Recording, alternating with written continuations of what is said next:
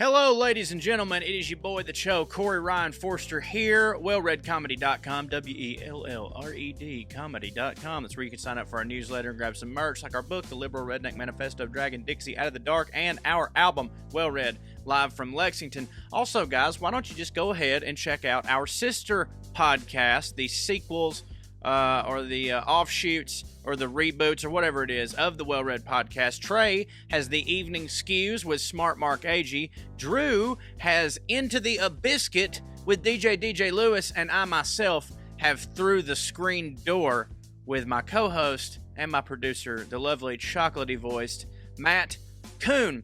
Guys, today's podcast was super fun. It's going to start off right in the middle of Drew telling a story about DJ Lewis, and I pressed record right when he was in the middle of it, so we just right into it. We also, guys, we have a live show that I need to plug, but instead of doing that, before we start the show, I'm just going to let Mr. Drew Morgan himself tell you guys about it. So, Drew, take it away. Skew. Oh, hello. I'm just sitting here in my garden of tranquility, a place I've been spending more time in lately. I wanted to invite you folks to our live internet comedy show on December 12th at 9 Eastern, 6 Pacific. Myself, the liberal redneck Trae Crowder, and Corey Ryan Forster, also known as the Buttercream Dream, will be doing a stand-up show of all new material. Now, you may know that we did one of these in August, and you may be wondering, what social events have transpired since then that would give these guys the material from which to glean humorous anecdotes? I guess you'll just have to find out. Really love this statue of Corey.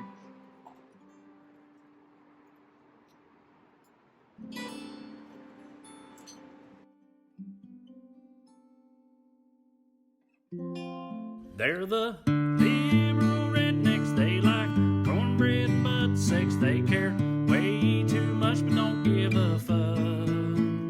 They're the liberal rednecks that makes some people upset, but they got 3 big old dicks that you can suck. Some bitch in an Astro van pulled up when I was talking to my niece and was like, "Hey, buddy, is them your chickens?" And I was like, "No, these is community chickens." He goes, "Well, do you mind if I come by and get some of them?" "No, buddy, come by anytime you want." Dude comes back with his whole family the next day. If you don't listen to the Biscuit podcast, go fucking listen. We did an hour on this, but I will tell y'all the highlights as best I can. This dude starts fishing for chickens with his rooster. He's got a rooster on a string. He throws it out. And other roosters come in.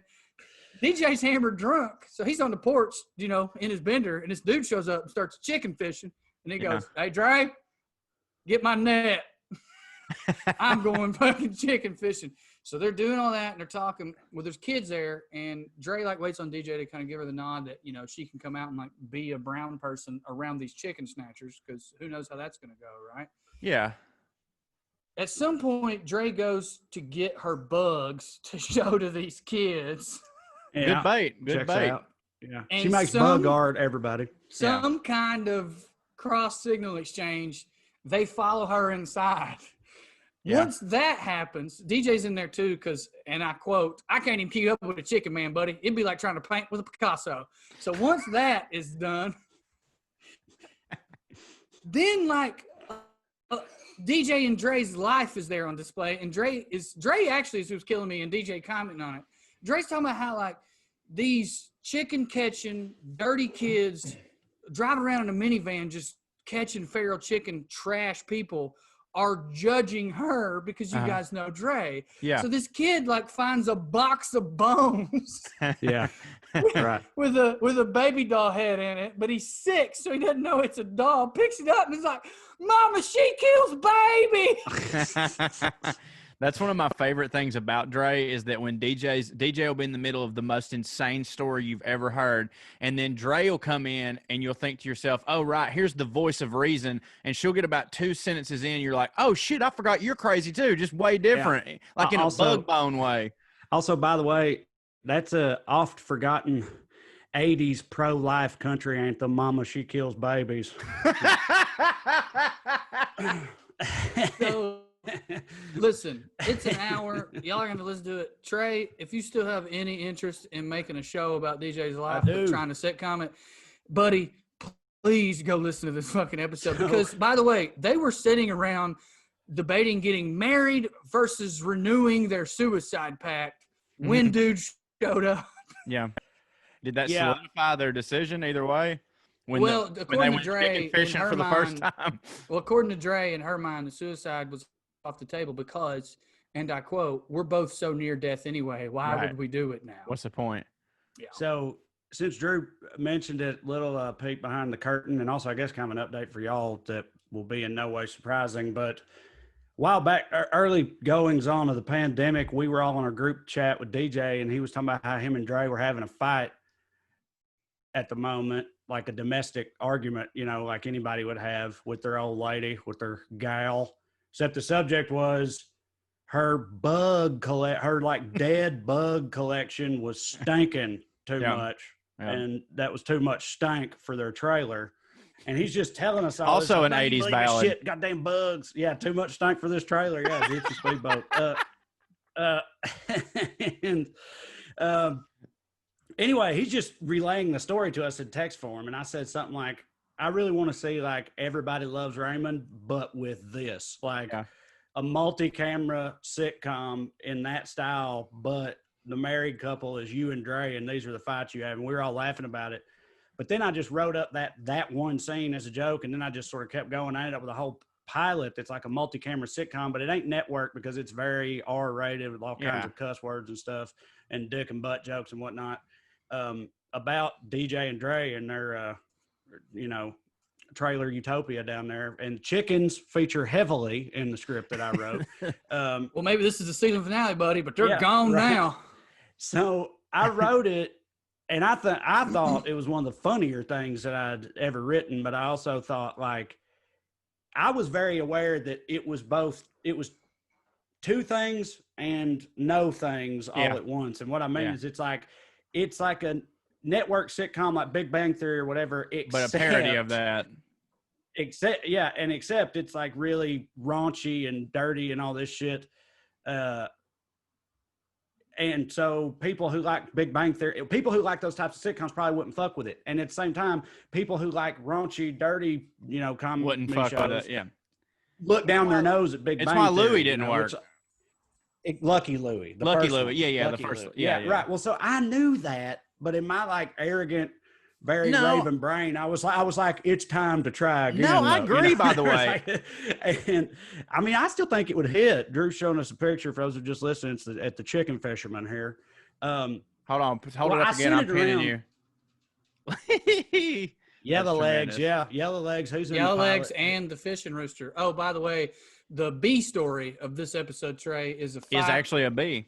It is a fight Trae and DJ were having over which chicken is Yellow Legs. DJ won by holding up the chicken that was not Yellow Legs and screaming at her in front of these kids, "Look, his fucking legs are blue, goddammit." Yeah. How could that be Yellow Legs? Your Honor, the evidence on this live chicken clearly illustrates that his legs is blue. Anyway, go listen to the whole episode.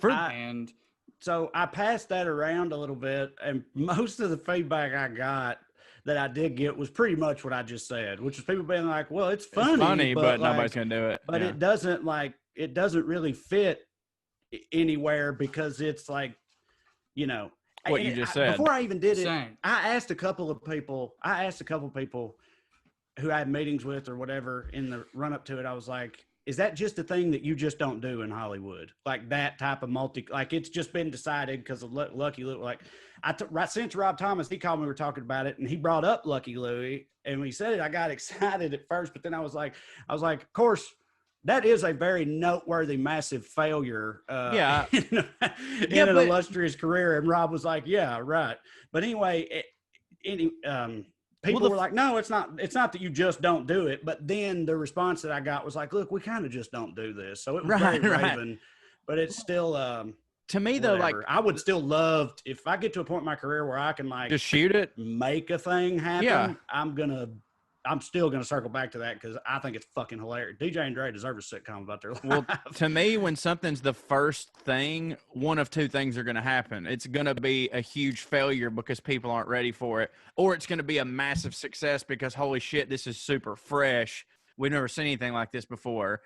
I think with Louis, the thing is like, they were dirty, but other than that, it was still a pretty average American family. Like it wasn't the soaped up version of like, you know, everybody, oh, we're in love, but we kind of fight. It was real America. But DJ and Dre, what's perfect about them is that, I mean, technically they're real. Like I know both of them, you know what I mean? But like, son, ain't nobody ever seen shit like them motherfuckers. And I mean that as a compliment. So I think it would work. I mean, it's like Tim Burton at his peak. Like this is like the Beetlejuice of sitcoms, but I think it could work.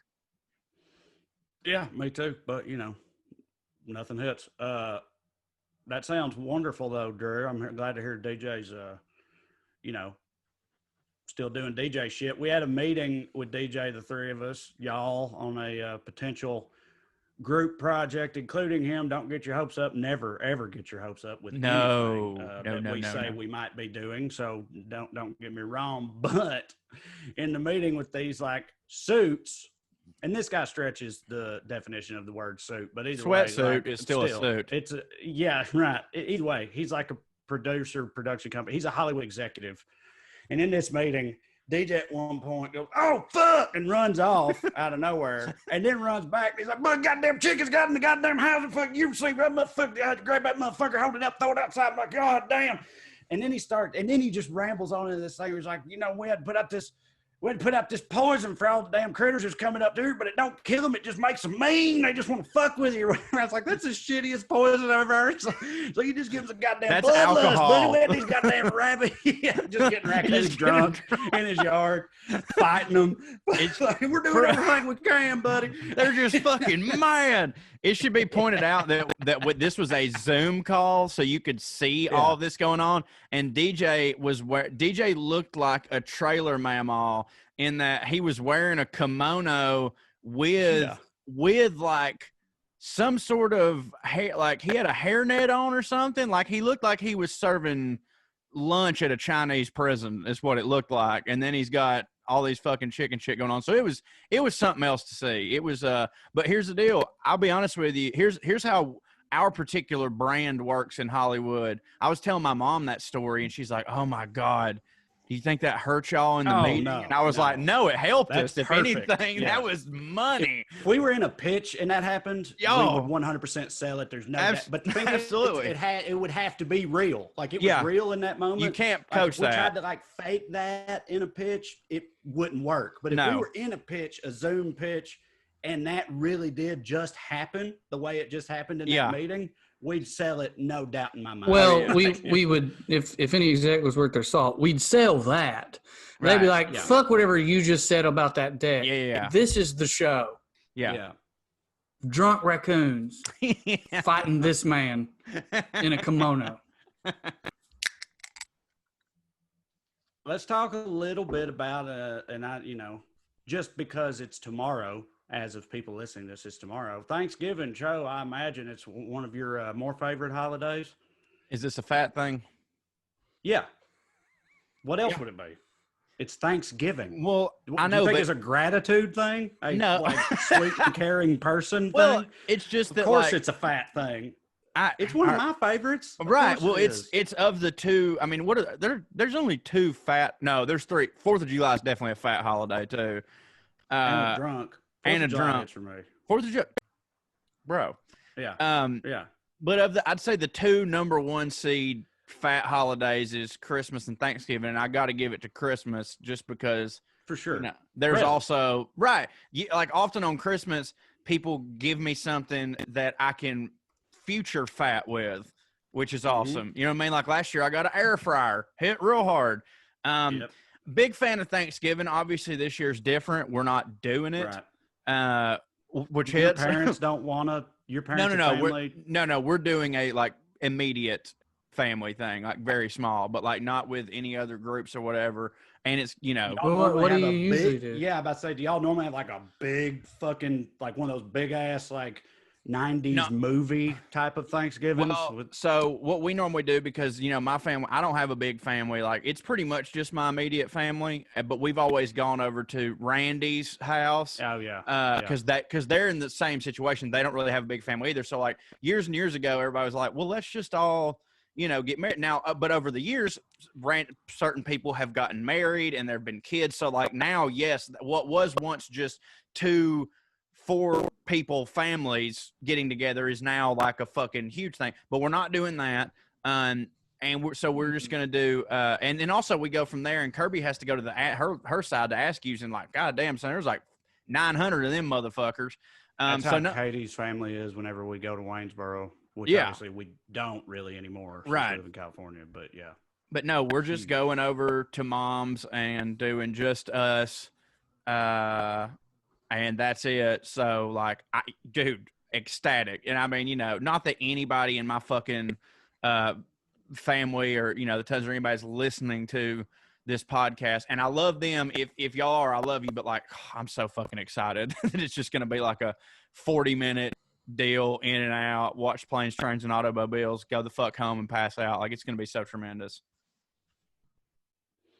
Yeah. And I'm sure, obviously, y'all ain't doing shit. No, well, this is our 3rd Thanksgiving. No, 4th. Holy shit! We moved in. I know it's wild. We moved in January of 17. So Thanksgiving in 17, 18, 19, and now this year it's the 4th one. And we don't. You just can't.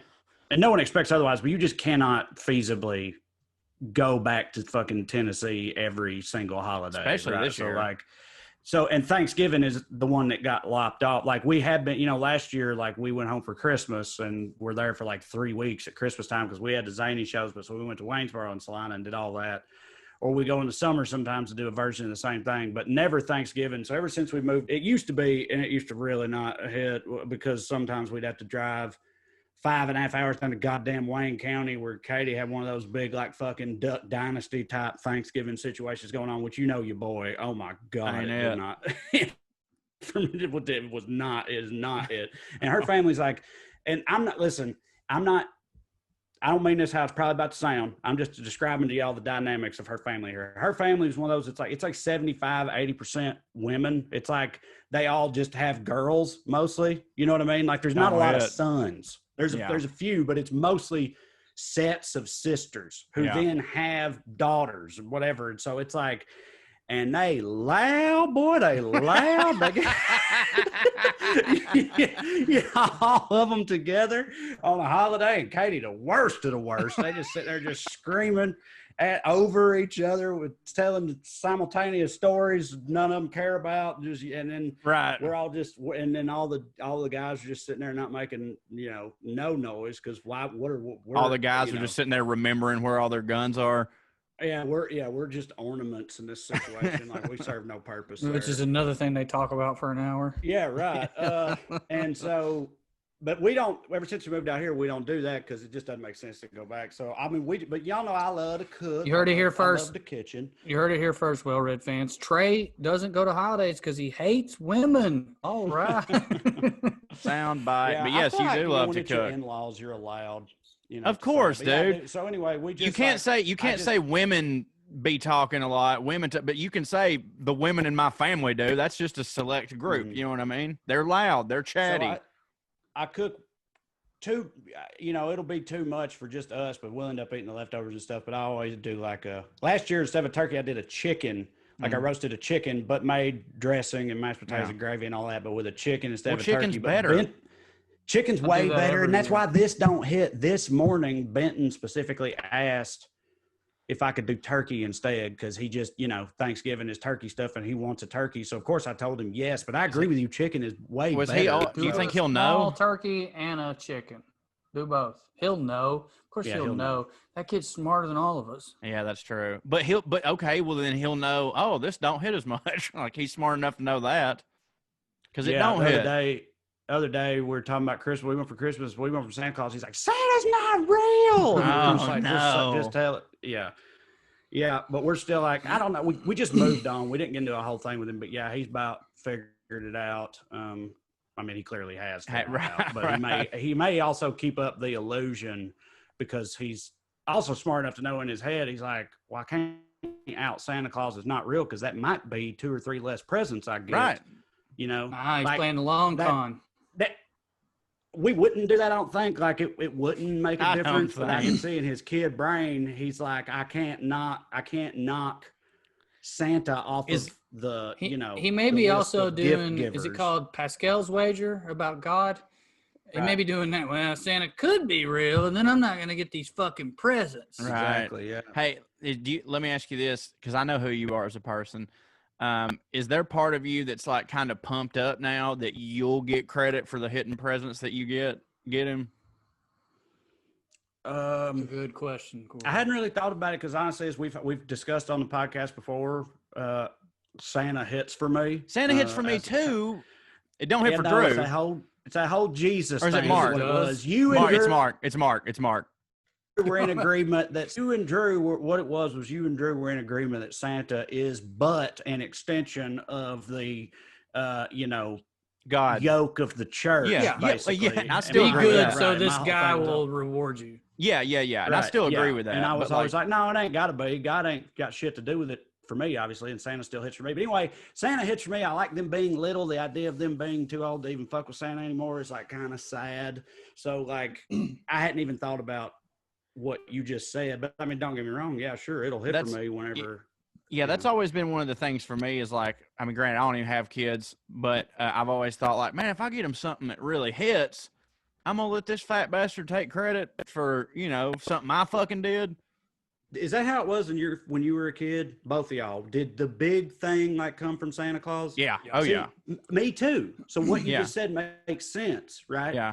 But in Katie's family, and Katie does the same thing. She don't put it the way you just put it. Although I wonder if it's got something to do with it. They don't do that. They do. Oh, I remember what she described. Her the big thing comes from them. Yeah, and there are Santa things, but Santa things are smaller things. Well, and I think she said for her the idea is something like some shithead kid in Katie's family. Santa's poor. What a loser. Yeah. She said that I don't know if it was her parents' rationale, but she said her rationale was so that like when kids go back to school and they're talking about Santa and shit, other people didn't think Santa like, hit for them bought me harder. an Xbox and a new bike and all this stuff, and then the little poor kid is like, I got some soup, or whatever. That's what happens when you got a lot of thoughtful. It's to avoid that, but the thing is, soup in a bag. The rich kids that the rich kids are still going to be showing up talking about their fucking Xbox and stuff they got. So I get it, but I don't, whatever. I don't have a strong feeling very on that part either thoughtful. way. Yeah. That's what happens when you have a bunch of women in your family. That is thoughtful, and my mother actually has. I mean, she didn't apply it to her life or care about it after she thought it, but she had said to me, like, it's kind of like, I wonder how those kids do feel like if they go there and they think that Santa doesn't like them, anyways, fuck the poor, blah, blah, blah, whatever it is that she sings before she goes to bed. But I mean, she's putting cucumbers on her face. Fuck the poor. I stole these from a Mexican.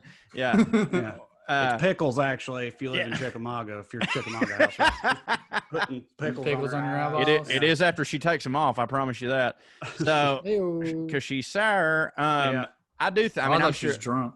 It's both, yeah. Now, she more high now. She don't really drink anymore. She just stay blazed, which hits. Now, I'm sure that when I have kids, I'll just be like, the joy on their face, it won't bother me. I won't care where it came from. I'm sure it'll be fine because Santa. I'm sure. Hell, I'll probably be playing Santa anyway, so I'll probably get the best of both worlds because I'm fat. That's true. And don't hit. Ugly, dumb, stupid, filled with gravy. Oh, he's spitting. All right. Speaking of gravy, can we go back on something? Yeah. Obviously, in a 1-to-1 comparison, chicken's better than turkey. But I do kind of want it once a year with a fuck ton of gravy. I want it with gravy. Right. Yeah. Well, because you have to.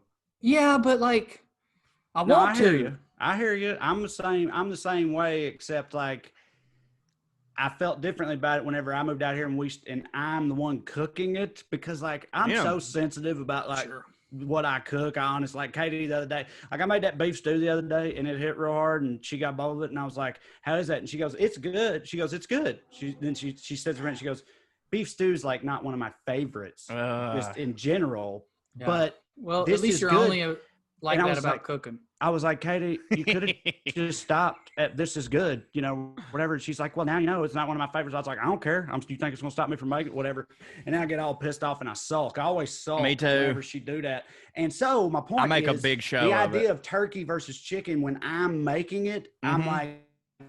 Because I agree with you, Drew. I've always been the same way. I do want turkey and stuff like once a year, but when I'm making it, I'm like, no, I'm gonna make chicken because it'll hit harder. If I Right. make turkey and it's dry and it don't really hit, that's not gonna hit for me on a Yes. personal level 'Cause it as don't the hit. chef. So, but I'm still doing it this But Thursday.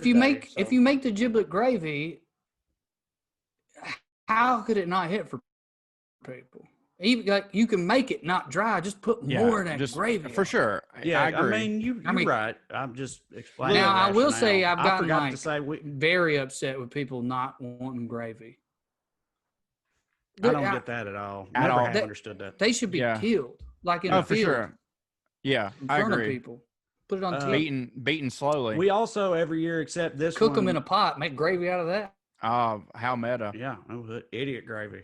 Mm-hmm. All that fat and dumbness make it flavorful. You know it would hit. We every year until this one, we used to always go to this. We used to always get together with all these other comedy people, but not stand-ups. Stand-ups are loner and lunatics who don't have families and stuff. Generally, these are all improv people. So it's like improv comedy. Let's people we just gotta pretend hook up there's a with one way turkey. or another. They do get pretty improv sometimes. It's but no, they're cool. They're it's wild how I don't know, they quick with shit. Really? Right? I know, sort of the whole thing. Anyway, it's all a bunch of married couples who have kids around the same age, and all are in like the comedy world, and we have a big like Friendsgiving thing, but not this year, obviously. Are they a happier that bunch? always The hits, improv except folks? my sons got into a fist fight the year before last, got trapped in a fist fight with each other the Yeah. year before last, got trapped in the bouncy house and panicked and started just throwing hands at everybody in there. Last year we had to leave. So like, I don't know if we're going to be invited back anymore. Or my little fucking trash Was it an monsters, actual- they don't- I know what you're not about to gonna ask, want 'em Dre. there. Are those separate things? The fist fight, Yes. and then Yes. and then two also consecutive years. The fist fight was 2 years ago. It was 2 years ago. The other incident was last year. And maybe they're saying to hell with COVID and they're having it this year and we're just not invited. Wouldn't surprise me. Yeah, it's always something. It's fun until that shit happens, then we leave in shame. whatever happened to yes and when you Fucking you know, boys, man. punch them right in the face. Little boys. What were you about to ask me about it though, Corey? Or are you saying something? I Just don't. ask me something. I just want, because for the record, if you're out there and you do improv, I don't actually hate you. It's just an inside joke that stand-up comedians and improvs are like on two Stand-ups and opposite- improvs Yeah, don't like each like- other. yeah, like- policemen and firemen or Yeah. the Navy and the Army. and shit Exactly. like that. I know that we're in the same thing. But I did want to ask, because we're different people on a spectrum. Are they a happier bunch than eating Thanksgiving we with a are bunch of all on stand- the spectrum. Yeah, for sure. Yes. They're a happier bunch. Happier, yes. Yeah. There's still some darkness and stuff with the jokes and Sure. whatnot, don't get me wrong. Plenty of talk about how everything out here is bullshit and whatever else. But like happier. Can't believe nobody will give me a shot to pretend I'm on a boat. Like that's what they could. Fucking Well, hold on. They're successful. Are you comparing them to successful comedians or just No. the people we used to come up with? what about to say? I mean, look, we all hang out with comics. There's some that it's a mix. I mean, hell, Tone's very successful. happy. You know what I mean? Like it's not. We're not hanging. Yeah, you're right. No, you're right. You're right. Yeah. When I think of comics, I think of all the comics that I have spent the most time around, which have not been Missing throats. the most. Yeah, but what Drew was saying is like when you get a level of success, you're like happier and stuff. And the only time I ever like hang out with Yeah, that's successful true. comics is at Largo, and they're usually pretty cool and pretty. Yeah. They're not like just racked with fucking, intense angst and fucking despair and all this shit that you associate with stand-up comedians a lot of the time. So yeah, you're right. You are right. I mean, we've been a lot less angry since we started touring successfully, I guess. With less. Less. Yeah. I feel like a lot of Probably. times when we're being angry bags of shit, it's like a bit. Yeah, for sure. Because like I I feel think all pretty good. comics do that to a certain extent. They like Right. play into it or whatever. Right. We need to stop doing that. We need to fucking change the channel. Well, absolutely. I've been trying to change the channel. I wish you guys would let me. I'm glad you're on board now. Smoking DMT, just doing all meditating. I haven't been angry in a long time, fellas. It's true. But, Right. well, I mean, you know, you see, a year ago, this would have made me infuriated. But instead, I find it kind of cute. Like, look at your face. It made you so happy. Hold on, just so I even know what we're talking about. Of course, we need to change the channel. You're talking about as stand-up comics, we need to not play into that stereotype, is what you're saying? Yeah, fuck it. Is that what you meant? Yes, because here's why. As stand-up comedians, we're supposed to, you know, buck the system and you know, evolve and stuff like that. And like I think that has now become hacky. Like that whole comedians Cliche, it's cliche. Like, and we're supposed to recognize when something gets played and do the opposite. Like I think being the, you know, the whole like, oh, we sleep till 12 and we're all sad. Like fuck that. It's cool to be happy and wake up at 7 sometimes. I know you're never going to get there. I think No, Louis, yeah, I was about to say, you don't have to be sad if you sleep till 12, just for the record. And I don't sleep till 12, but I'm saying sleep at that's another goddamn stereotype. Another stick. People think if you sleep in, you like depressed. It's just Right. like, no, I just or just lazy like, and you're hit neither. sleeping hits. Well, you are depressed. or that. Well, Louis, it's I both. think Louis did that. I think Louis was such a giant. He got so famous and people got so comfortable with his style that, you know, it was like, oh, that's what comedy is. Talk about your darkness or whatever. Yeah. Yeah, I know. Well, and Louis was far from the first to do that. You know Yeah, what but I mean? I But think Bill Hicks he was got an I think he mainstream, made it yes, a and- cultural thing. Yeah, I agree. No, I agree with you. Like he was the manifestation of literally all of that, and he got super huge mainstream. But like, yeah, Let me say man. something else, and Trae, you can comment on this too. There were a lot of miserable people at the public defender's office, and a fuck ton of miserable people in the courthouse. That's what. Yes, I know where you're going with that, and yes, I agree completely. I watched a documentary. Fuck, I can't remember the name of it, but the premise of it was, does misery make comedy? Right? Mhm. You know, comedy is tragedy plus time. It's like, do you have to be somewhat miserable or have gone through rough shit or whatever, darkness and whatnot, to even be funny? That was like the premise of the documentary, interviewing people and trying to figure that out. They ultimately landed on, no, you don't have to, but it sure seems to be a lot of overlap. It can with the help, two. That's yeah. that's pretty much where they landed on. I didn't see But that. Oh, what Penn Jillette said when they interviewed him about it, he was like, I think comics, and I'm paraphrasing here, but something like, he's like, I'm tired of comics like romanticizing this whole aspect of it or playing it up. He said something like what you just said. I don't remember if it was public defenders or not, but he was something like, there's a lot of miserable doctors. He's like, there's a lot of miserable people on Wall Street. He's like, have you met people? He's like, a lot Right. of them are miserable. He's like, I don't buy into the idea that a higher proportion of comedians are miserable compared to other Yeah. subgroups of people. And yeah, I used to work for the federal government. I worked for the DOE, and yes, there were plenty of that's very it. miserable people there. It's just that's Plenty how of happy people are. too, But comedians tell you about it. right. You well, know? we tell you about it, and I didn't see that documentary. Maybe somebody touched on this. Not every comedian has to do this. Anthony Jeselnik doesn't really do it. Or maybe he does in a way. But like for the most part, to be really successful, you got to be very relatable to somebody. Mhm. Like somebody in that audience or most of that audience has to relate to what you're saying. Yeah. And ergo, They think it, you say it. misery is a fucking big old Right. well to draw relatability from. Yeah, absolutely. 100% accurate. I genuinely believe sometimes I think about it and I'm like, I really think that for years I wasn't nearly as miserable as I didn't realize I was pretending to be more miserable than anything because it was just what you were supposed to be.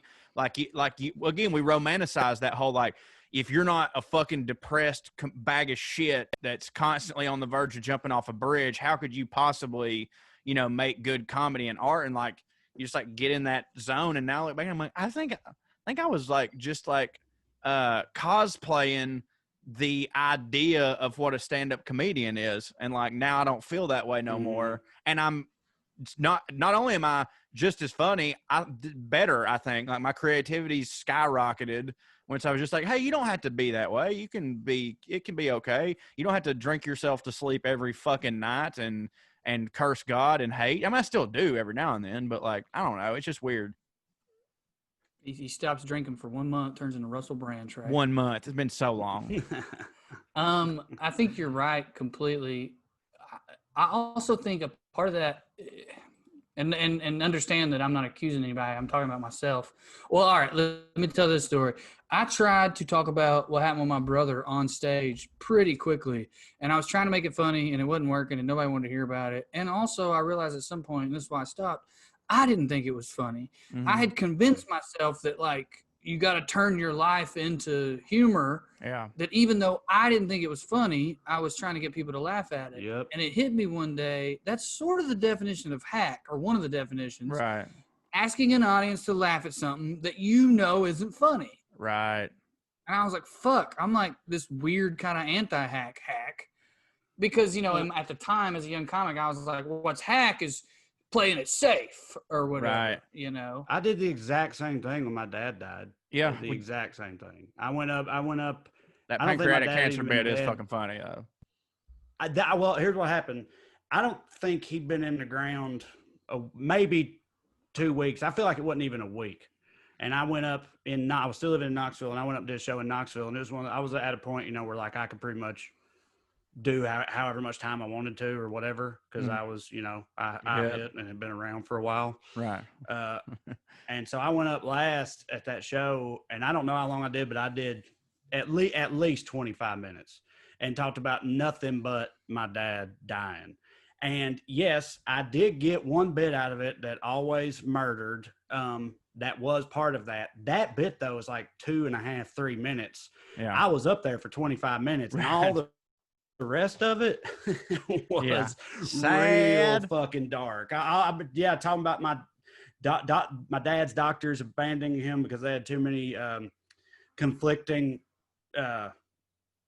appointments to go like suck all these rich dudes' dicks and all this stuff, and they had to and they're getting fucked in the butt by rich assholes or whatever, and that's why my dad died, because he was poor and all it but 25 minutes of that. Yeah, it's and rough. It was But you like, but the and part it's like, that it's worked, like Drew you said, found I funny. felt like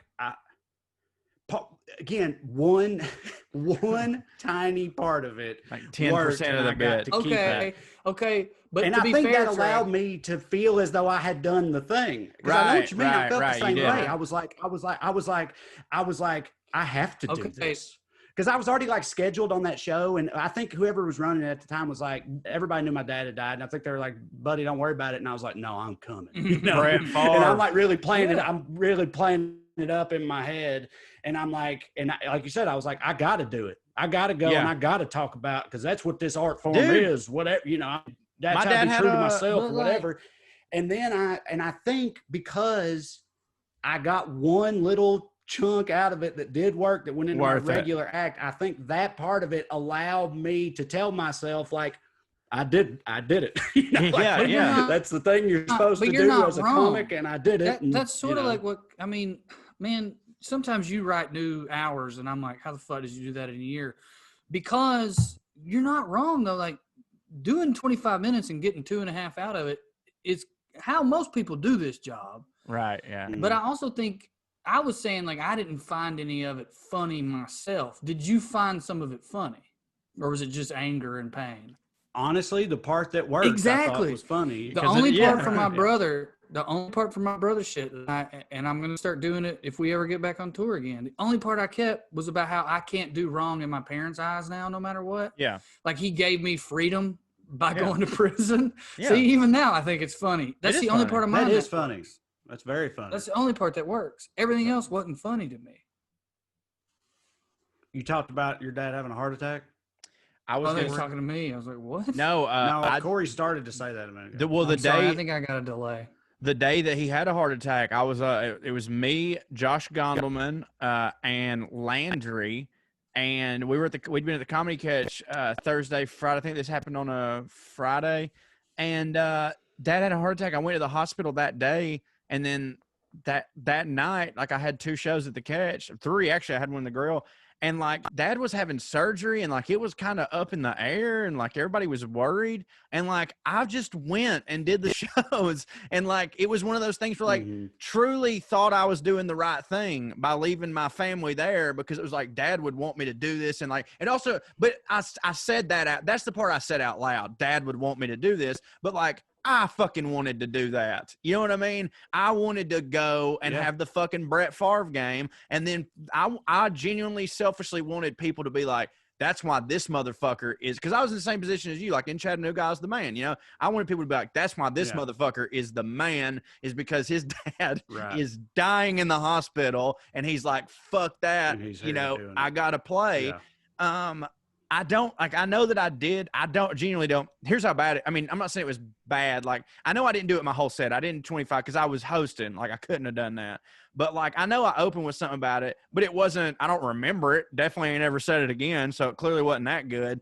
But, like, and from then until, like, very recently, I've just now started to, like, being married has helped me with this, because there's certain things that, like, Amber, maybe she'll say something and I'll be like, please, can I say that verbatim? And she'll be like, just, can you save it till we're doing good enough to where I don't have to teach anymore? Because I can't have you say that while I teach, you know? And that's fair. Right. That's a fair fucking thing to say. And I'll be like, yeah, okay. And it's like, it's just now starting to occur to me, like, it's totally okay to have a private life and be a comedian. Like, you don't have to say everything. Like, used to, I genuinely thought, you go on stage, cut your fucking arm open and bleed for the whole fucking stage. Like, they get to know everything. Nothing I do gets to just be me time. Which is like, now if dad was to have a heart attack, I'd fucking stay at the hospital, you know, and I also wouldn't talk about it. It's insane, I think. What about the podcast? Yeah, that's fine. That's different. That's different. I go up and down. That's different. Well, I mean, the thing about the podcast is, if I talk about it on the podcast, that just means I really, really, really wanted to. I may think like, oh, I better take that out later. But at the time, that's probably just me getting it out. But like, when I go on stage, I got other shit I could be talking about. You know, I got bits and stuff I wrote. If my dad had a heart attack, we'd be like, cool, we get a filler, you know. We got some other shit we could be talking about, namely the incredible value that is HelloFresh, Corey. Oh, it's so amazing. Yeah, we're all big fans of it. It's the opposite of your dad having a heart attack. Pretty much, because really it's the get fresh, pre-measured ingredients with mouth-watering seasonal recipes delivered right to your door with America's #1 meal kit. HelloFresh lets you skip those trips to the grocery store and makes home cooking easy, fun, and affordable. That's accurate. That is very accurate. I've been using HelloFresh for, I want to say, 2 years now, and I can't go back. I won't go back. We just got our box. I get my box on Mondays. I don't know about y'all, but I get my box on Monday. So I just got my box in. Monday is Christmas morning every Monday to me. I go, because I'm stupid and I have a bad memory and I forget, and I walk out there and I see that big ass box and I'm just like, ooh, it's about to be bulgogi. And it is bulgogi this week. So I'm very thrilled about that. It's pre-portioned. You can't go to waste. You know, it's absolutely tremendous. All you guys got to do, go to HelloFresh.com/Red0 and use code Red0 to get am I reading that correctly? $90 off, including free shipping. Jesus Christ. It's a hell of a deal. HelloFresh.com/Red0. Use the code Red0. $90 off, including free shipping. You can't beat it. And it really does very much hit, for the record. No, so much. Yes, please try it. Yeah. And Corey, in the 2 years you've been using it, has your dad had a heart attack? Yeah. Yes. But, Dad, you need to use this shit. It still does it. Yeah, right. Dude, I've told y'all for a while, my dad fucking loves having heart attacks, dude. That's like his favorite thing. Like #1 favorite thing. It's like, here's his favorite things. Cheeseburgers, those fried apple pies, and it all makes sense now. Having heart attacks. Okay. I remember Andy dreamed it, and I thought we could come back, and then you were like, no. It turns out it was just something different. No. Well, speaking of something different, Lucy's something different. Sure is. Lucy Nicotine is a company founded by scientists and former smokers who are looking for a better and cleaner nicotine alternative. Lucy has a nicotine gum, 4 milligrams of nicotine in each one, 3 flavors: wintergreen, cinnamon, pomegranate. They all hit. I don't even like the first 2 flavors as a rule, but I like the Lucy versions of them. You can also get a lozenge and a cherry ice flavor with 4 milligrams of nicotine as well. It's convenient and discreet. You can do it anywhere, unlike vaping. As we talked about before, you vape in an airplane and people get off. It's stupid. Vape in a restaurant, people want to try and make you leave. Movie theater, kids are crying. It's dumb. But if you got a Lucy gum, who's going to know? Nobody. Sit there, getting your nicotine, not have to worry about people, infringing upon your rights as an American. That's what Lucy can do for you. If you get a subscription, it comes directly to your door each month. It's very simple. You don't have to leave your house because Lucy has delivery down. So to all of our WellRED listeners, you go to lucy.co.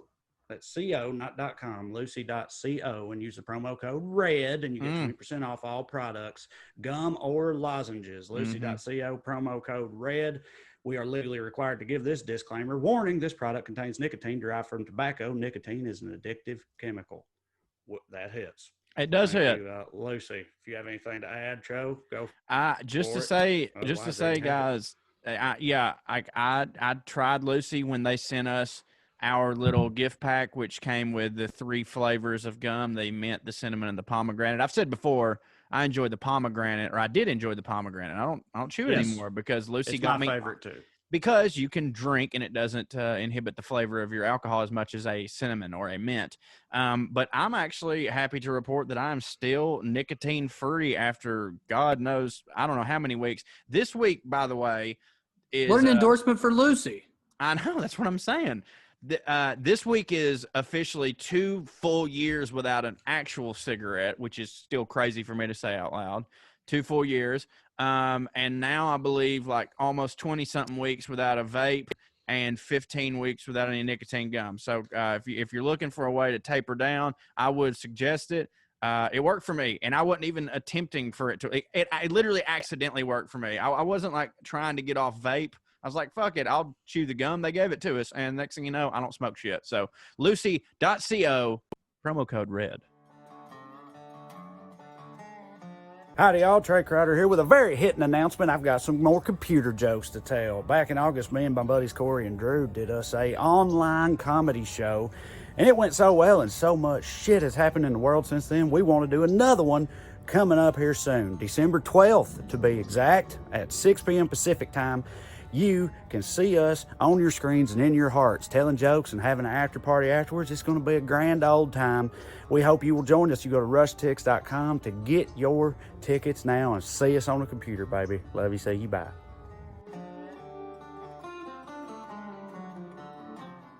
The YouTube portion of this podcast is also brought to you by my Cameo, Corey Ryan Forster, or the Buttercream Dream, or Aunt Lita, or Ward Caldwell. I've done several characters on there. You just go to Cameo, book me, and I will talk shit to your friends, or your dad, or your wife, or I'll sing you Garth Brooks, or I will read an excerpt from 50 Shades of Grey. I've done it all. It's been a lot of fun. The clip that you're about to see was done for a guy all the way in Australia who had a bet with his buddy that Donald Trump would win the presidency. His buddy made that bet, and his buddy has since not paid up on the bet, so he came to the Buttercream Dream for some trash talk. Anyways, enjoy and book me on Cameo. Skew!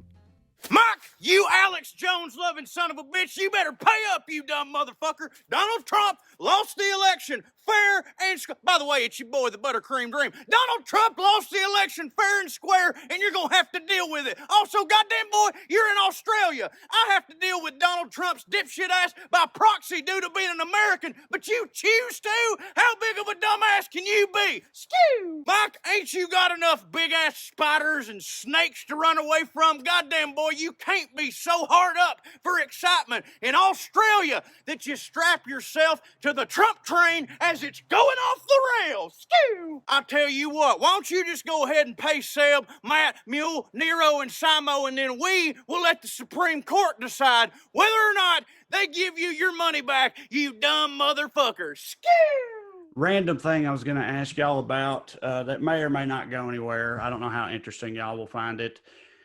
Also, Corey, it's a little different because Corey is going to be definitely up on this, and this will make sense what I'm saying in a minute. The Crown? Yes, it has. Yes, it has to do with that. Yeah, and that's the thing. The Crown is very popular Netflix show that a lot of people watch. It's so people so listening good. that watch that show, they're gonna I don't know. They're gonna be like, yeah, of course, everybody knows that. But I'm wondering, Drew, so you don't watch that show, right? No, Andy brought it up, but we're still on Britannia. And you're an American. Okay. Do you know who Wallace Simpson is?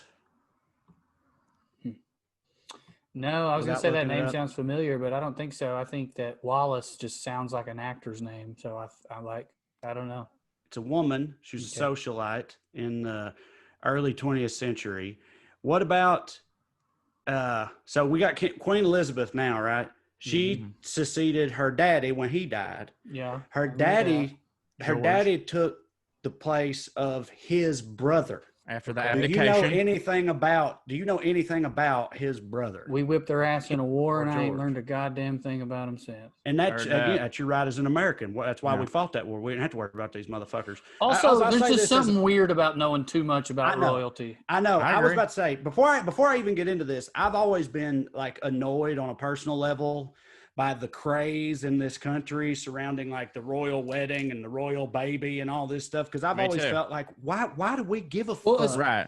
Especially I because used- it's like they have art that hits and like culture that hits.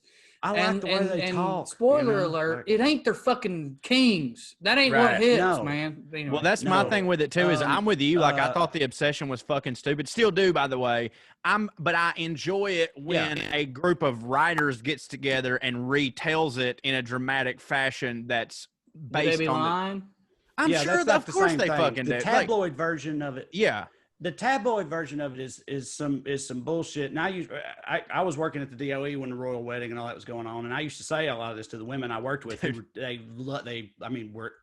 will they you just were give women a intensely break into today, it. Trae? And I would ask them, well, they Were they screaming about it And real what loud they said was, in another room over well, each they other said, while they worried about poor Here's kids? how they just.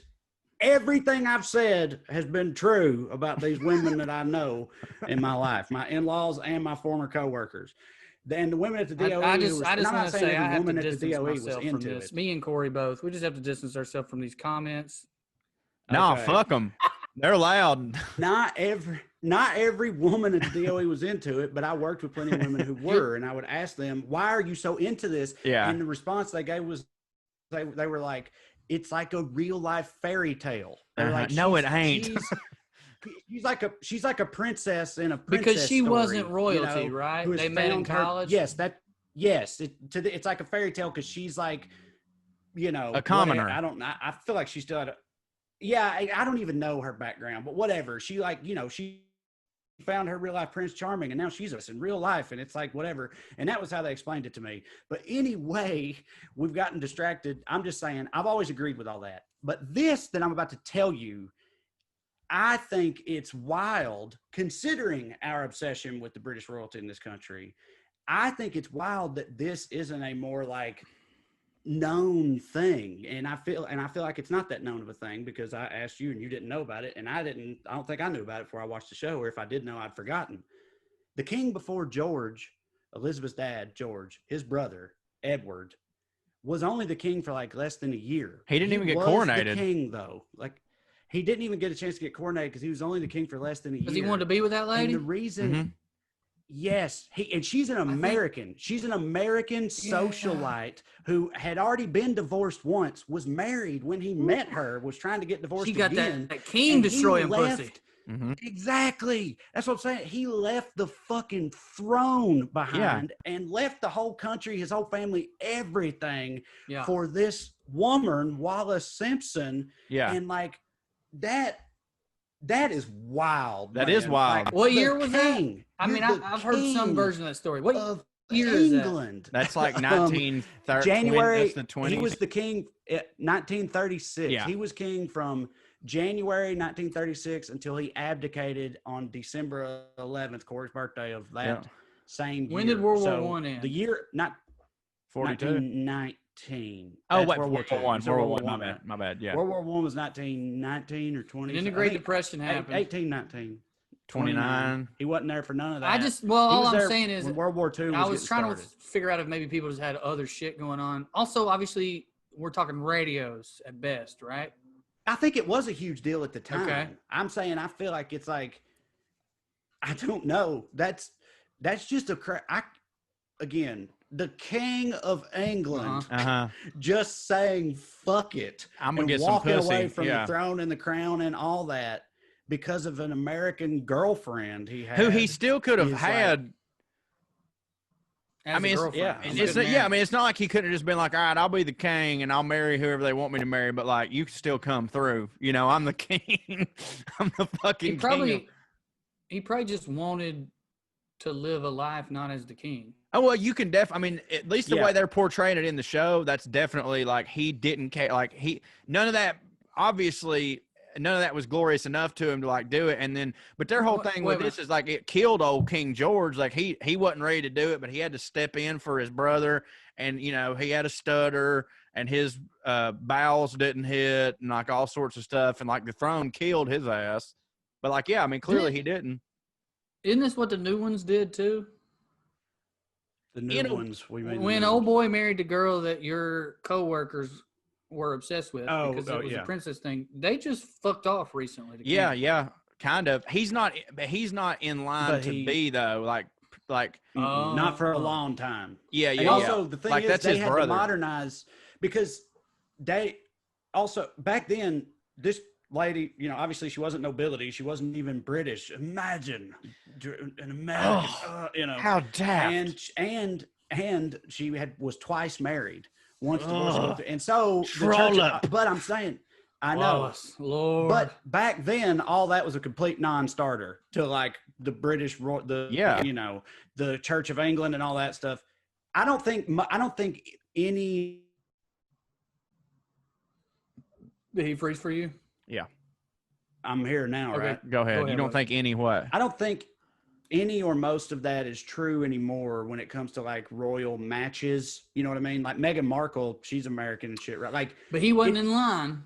That might be different. I know. Direct line. I think they've loosened a lot of that shit. Well, because saying you're kind of allowed to because they weren't, even if you are going to be the king. So because of Princess Diana, probably, and I also think she's the reason for the American obsession with royalty, almost single-handedly. The time period, the paparazzi, and the way the American press reacted to her, and let's just put it where it's at. She was good at it. She was good at being the princess. And then she died so spectacularly. Sounds like I'm saying it's positive, but no, but I get it. No, I get it. Very much so. Yeah. For the record, I think that's why people care now.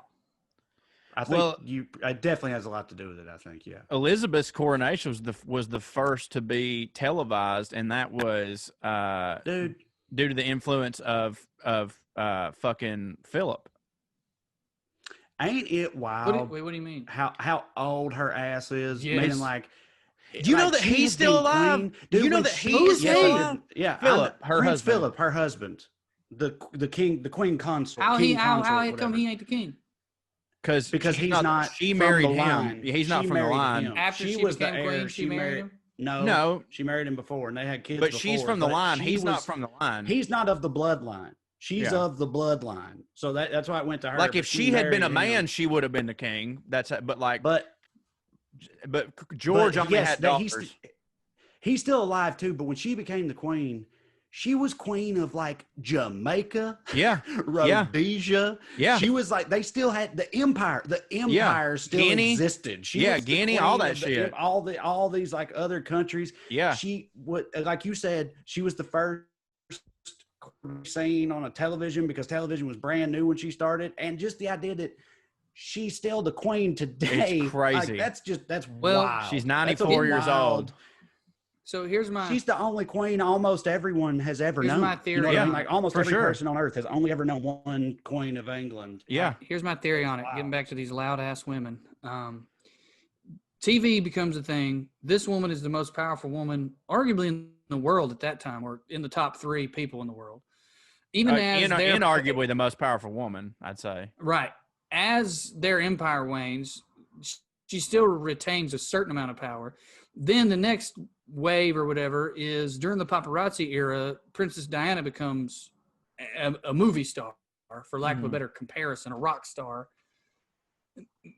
Maybe it's just like that is such a strong and powerful symbol of being a powerful woman, and that's why women in this country are obsessed with it now. Yeah, and women around the world. I think there's part of that, and there's also just like, and this ain't just women, this is everybody. Like, people love. It's why some dudes are obsessed with the fucking Trumps. People like extravagance and wealth and like this idea of a life that either they could never have or this like, well, maybe if I just do this, I could. Like, I just think people, I don't know, man, it's fucking weird because like, you know, in Game of Thrones, they always were talking about, like, they're like, why would we spend all this money on this wedding? And Tywin was like, well, you've got to give the commoners something to celebrate. Otherwise they'll figure something out on their own and, you know, they'll revolt or whatever. But it always struck to me, I was like, if I was in that town and I saw this money being spent on this fucking wedding, this royal wedding, I'd be pissed off because I'd be like, y'all got all that and I got, you know, and I can't get no fucking bread or no fish. But like, turns out, man, people do turn up for that shit. It's wild as fuck to see, but like they do. Like when the fucking royal wedding happened, the last one or whatever, I was at Side Splitters, matter of fact, with Lynn Coplitz. Y'all know Lynn, don't you? Comedian. Lynn's very funny. You know if you saw her. She was in the King of Staten Island. She was motherfucker Pete Davidson's mom's best friend that cussed at him all the time. Anyways, Lynn's great, and we were working together, and the royal wedding was happening. I said, what are you doing tonight? And she goes, I'm going to stay up and watch this fucking royal wedding because I want to talk about it on stage tomorrow. And I was thinking, like, okay, that don't seem worth it. And to get 5 minutes, God damn it, she did fucking 50 minutes on the fucking royal wedding and smashed because every woman in there had stayed up and watched the fucking royal wedding. And like, I mean murdered.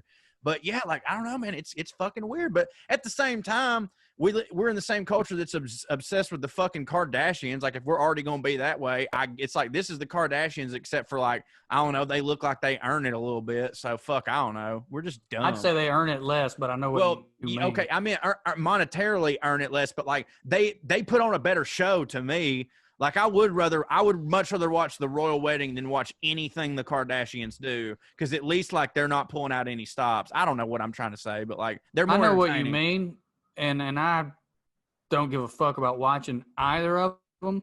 For sure. But I can't believe I'm saying this in this specific comparison. The Kardashians are like the indie band, dude. Right. Like, they kind of made it on their own. Yeah, but I'd rather see the Stones. I mean, they're millionaires. Yeah, I fair. don't know about that. Well, the Royals are the network. You know, like they had all the money behind them. They had years of they don't how to do it in place.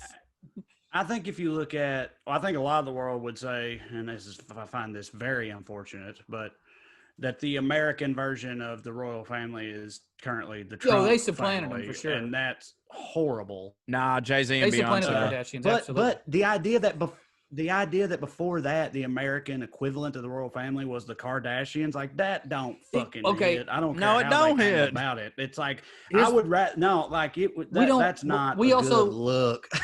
we also culturally speaking. until the Trumps and maybe them didn't really have that, and that's a good thing. We had Bruce Springsteen. Yeah. You know what I mean? Like we had icons. We respect talent. Like in our country, to get to that stat, right? We did. You're right. Right. And that's kind of the thing, right? That's kind of what makes them both sides of the same coin is it's like, it's based upon like randomness or luck or fortune or whatever. It's not based on talent or worthiness or merit. And that's what makes it It's equivalent. not based on the two merit of them. or It's like, worthiness. I still think there's some kind of talent to accumulating the amount of money the Kardashians have. Yeah. For famous for being famous. There's some kind of talent to keep that going. For sure. Look, they've not done nothing. It's just what they've done don't hit for me. Right. Yeah. Wow. Yeah. This has been a wild one, boys. Yeah, what the fuck? I guess we should probably get started.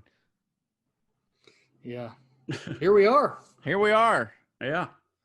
Thanksgiving week. Yep, Thanksgiving. Skew. Well, so no, I mean, what are we? We've done the time, ain't we? We have. Speaking of Thanksgiving, special episode of Through the Screen Door this week. Thanksgiving episode. If you didn't listen yesterday, go check it out. We reviewed and cried about planes, trains, and automobiles and a whole bunch of other stuff. And apparently this week on Into the Biscuit, there's chicken fishing. Chicken fishing on Into the Biscuit. Also, guys, we should say that we have a streaming comedy show. We sure do. December the 12th. Day after my birthday. Next time. That's the day after the king abdicated. Is I'll plug it in. I'm going to plug it in, dog. Shit, who you think I am? You never listen to this Okay, fucking cool. podcast? Yeah, we you got know, I another- start So talking. you've already before- heard got Jake another- talk about it, but Fine. rushtix.com. Some people might skip that. Yeah, rushtix.com. Well, also it's gonna be new material. New material. You can go to Yes. wellredcomedy.com and grab those tickets. It's going to be super fun. We're doing everything safe. And I'm excited to virtually see all of you. We Yeah, we me did too. it before. Yeah. We had a great time. I think the last time we did it, we had a slight kink in the first 2 minutes. The We folks at did. Rush Tix got it worked out pretty much immediately, and we won't have that Won't be problem a this problem. time. I'm excited about it. I hope you guys are too. Me too. And Yeah. just a little shameless plug Gonna hit. extra here. We to my knowledge still have the record for Rush Tick's comedy sales. The WellRED comedy tour does. So help us do that again. Tell your friends. It's going to be a blast. And help us avoid the record for largest drop off in the subsequent Rush Tick show. That would hit. That would be very Raven for us to have those two records. Please keep that from happening, y'all. Yeah. We'd really appreciate it. Yeah, so check it out, and we'll see you next week. Love you. See you. Bye. You. Howdy, y'all. Trae Crowder here with a very hitting announcement. I've got some more computer jokes to tell. Back in August, me and my buddies Corey and Drew did us a online comedy show, and it went so well, and so much shit has happened in the world since then. We want to do another one coming up here soon, December 12th to be exact, at 6 p.m. Pacific time.